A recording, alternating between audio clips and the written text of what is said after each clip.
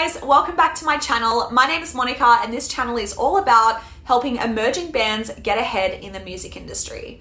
So this is video number 3 in my collaboration series with Matt Bacon, all about how to launch a brand new project. And today's video is going to be about how to set up your social media channels so that you are attracting your ideal audience and attracting bigger opportunities from within the music industry. So before we go further, make sure you do hit that subscribe button and come follow Matt and I on social media. We share a lot more tips and tricks on our Instagram and Facebook pages as well. So tip number 1 is to make sure you have a consistent brand across all your social media platforms. Putting some thought into your branding and color scheme is really going to differentiate you from all the other local bands out there. So this could be picking a color, picking some sort of symbol, and making sure that you have continuity of those things between all your social media platforms. The second tip is to make sure you are utilizing the banners on your Facebook, your Twitter, and your YouTube to a lesser extent. But mainly on Facebook, the banner is the biggest picture and the first thing that people see when they land on your channels.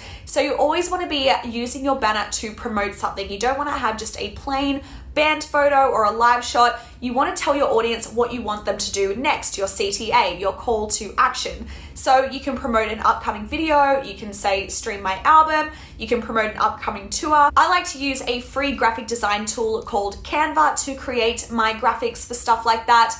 But you can use, Photoshop, whatever graphic design tool that you're familiar with, or if no one in your band has graphic design skills, then as I said, Canva is a really good option, but it is also worth getting a professional to do that stuff for you. It just kind of levels things up. You'll come across as more of a professional band. Next, we're going to go over to the About section. So I do go into so much more detail about how to set up your social media for success in my book and course, Social Media Shredder, which you can get on Amazon or at monicastrut.com. But in the About section, you do want to have a few core things which are really going to make the difference in whether people follow you, whether you get selected for bigger opportunities, that sort of thing. The first thing is to have a band email address, preferably with Gmail. So I don't want to go onto your band's profile and look in your About section and see a Hotmail email address from one of the band members. That is just automatically going to be really unprofessional, and I'm probably going to think that you've had the same email since high school. You want to have a Gmail email address because that is industry standard.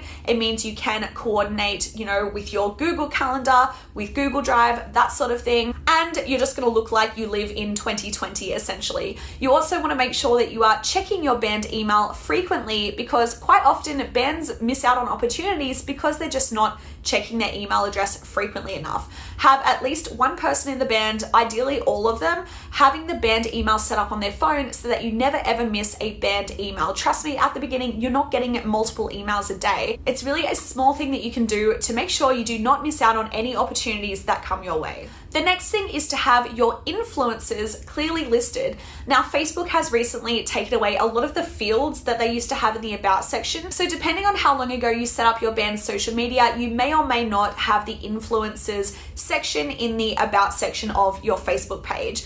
But if you don't, then that's okay. You can just write FFO at the top of your biography, which stands for fans of, and just have 4 to 5 bands listed there that you sound like and that are influencers to you.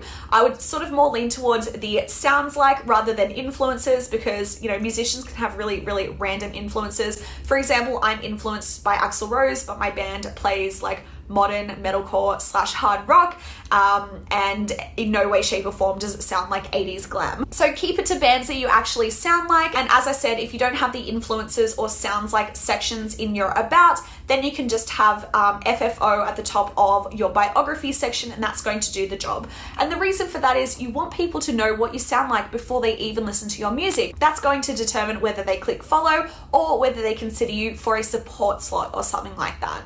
Next, you have your biography. So you want to have at least 2 paragraphs when you're first starting out saying who you are, where you're from, and what your plans are. You want to have 2 to 3 paragraphs when you're first starting out about who your band is, where you're from, what you sound like, and what your future plans are. You don't want to delve into, how the band formed in high school and how so-and-so joined and then left and then you went on hiatus. No one gives a shit. You don't get the luxury of going into your history in that much detail until you are at the point where you're writing an autobiography, or whether you are a bigger band and doing a bigger interview, stuff like that. So you just want to kind of tell people that you've got your shit together. It's really important to convey that you have future plans, because the last thing that you want people to think when they click onto your Facebook page is that your band isn't active. So saying what you've got planned for the future, just one sentence about, debut EP being released in November 2020 can be an indicator that the band is still active, you've got your shit together, you've got plans, and really, really bodes well in terms of your first impression. And that leads on to posting frequency. I never want to go on a band's profile and see that they haven't posted in 2 weeks. You need to be posting a couple of times a week, absolute minimum, across all your channels. As I said, I go into a lot more detail about this in my book, Social Media Shredder, or my course, Social Media Shredder. Basically, if you're wondering what the difference is between the book and the course has modules which are added periodically. The book is just, obviously, it's a book, whereas the course has videos and audio and workbooks and modules that can be added. I can update the course, that sort of thing. So I will leave both options down below. But as I said, ideally, you do want to be posting a couple of times a week. And once again, that's just going to make the band look active, and it'll be more enticing for prospective fans to click that follow button, and for the music industry to offer you potential opportunities. So I hope you enjoyed video 3 of the How to Launch a Brand New Band series. Stay tuned for Matt's video coming up this week, and I'll speak to you next time.